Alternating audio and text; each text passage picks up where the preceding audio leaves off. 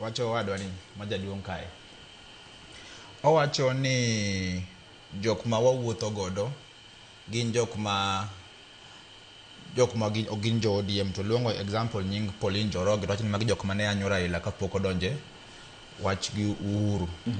Adwa ni mondo ambe apenja duoko penja achiel kae. Murkomen giri, Cheruiyot giri, Cherargei giri, gin ok ne giyanyo Raila kapok Raila nomosre gi Ruto. Ma koro wan to koro Pauline kwa wuotho godo, koro Pauline gin na yanyo Raila, mano kune. Eri wacho wach moro ni equal distribution of resources. Kendo chako wacho maber ni nitie jowa moko koro gimon gi Ruto, nikech koro Ruto timo development. Ng'awa mise winje side wa kata kawacho Pauline Njoroge ri moko jo ODM go. Mose bedo mamon gi Ruto, nikech koro Ruto timo development. Adwa ni mondo duok mano. Kendo kwa dhi mbele. Who in our team, ng'awa e team wakae mar broad base ni, they may not be all ODM, mar Linda Mwananchi ni, they may not be all ODM. Kise bedo kagi wuotho gi baba. Waseno jo Wiper kae ma wuotho gi baba. Wiper ne en part of Azimio. Mano wuotho gi baba nyaka mogiku tarehe 9 dwe mar 8 kwa timo elections. Mano nitiere kanyo. Wan gi jo Jubilee. Pauline Njoroge achiel mowacho no. Wuotho gi baba nyaka AU. Mababodhi modong kucho. Koro ere pogro kanye ng'awa mowuotho godo sani George Bati ma ok wuotho godo chon. Nikech shida maduong' mag jogi en Gachagua. Be iseneno side wa kata dala chiel ka Gachagua bire timwa. Be iseneno ja DCP kata chiel mosebiro. Jok ma wuotho godo they may not be all ODM members. But ngi jok mosebedo ka wuotho gi Raila chakre 2013. Moko Wiper, moko join wa 2022 ka wuok Jubilee. Another thing, wach moro ni aya waonge gi elected governors mang'eny, elected MPs mang'eny. Moro ne mraduoke kamae. Okonyal bedni labda wan gi joma gin elected mang'eny, to gi wan gi wananchi, to wan gi spirit mar Raila Odinga. Kendo kwa dhi mano George Bati. Kino wach ma jogi wacho ni ODM sani jogi koro tieko kweth mar Raila mar ODM. Raila Amolo Odinga kane ndalo mano tayo chama mar ODM, notayo ndalo chama mar ODM mopogore. Itieke nang'o to wacho ni un kode?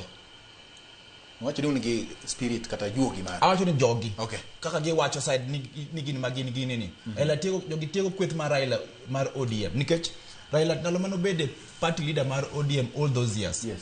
Kuna neno kata one single day Raila koro chako demote ji. Ni koro ogolo ji e party, ogolo ji e lemo mag party. Mano gitimo sani. Raila won. Be nowacho ni gigi nyaka tim. Gin sani giro gidhi e broad base mar gino, 10 point agenda mar gino. Gitamre ni koro they want to extend it. Yet the person that made agreement gi Ruto, we watch Raila nomi ultimatum nyaka 7th of March. Koro gin nga, ma koro gidwa ni mondo gi extend no. Ero, kocha ko dhi kendo mbele mana e wach no. Jok mane Raila omiyo telo mondo ti. Nonyiso gini watiyo gini, lakini kikuchak pako Ruto. Gin gisedhi wach ni koro gipako Ruto. To gima mako dhoga gi jogi. Momiyo koro wan kod gige issue era achiel. Ruto ni kada kokelo wa broad base ni George. Ng'ano kokelo wa broad base gi chunya achiel. Nikech ng'ato kakele gimoro chunya achiel kada kon piem kode, dine beni ya 2022 chopo cha watimo elections to yombo Raila kaka kwa wacho ni no yombo Raila no. If he had a good heart, Ruto nonego beni luongo Raila immediately. Mana katieke. Ruto nonego beni luongo Raila immediately ni ya jaduong wapiem kodi. Lakini otimre yako timre ayombi biwati. Ruto is on record ka wacho mabere TV.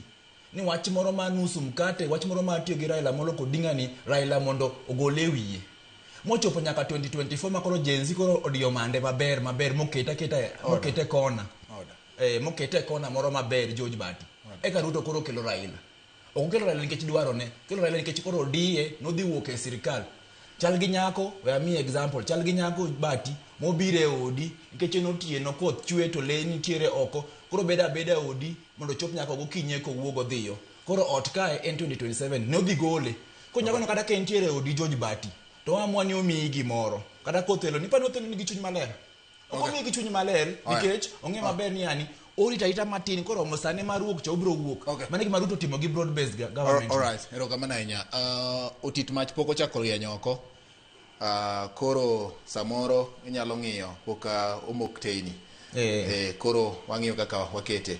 Aliet, openj ka gi modi. Ni jok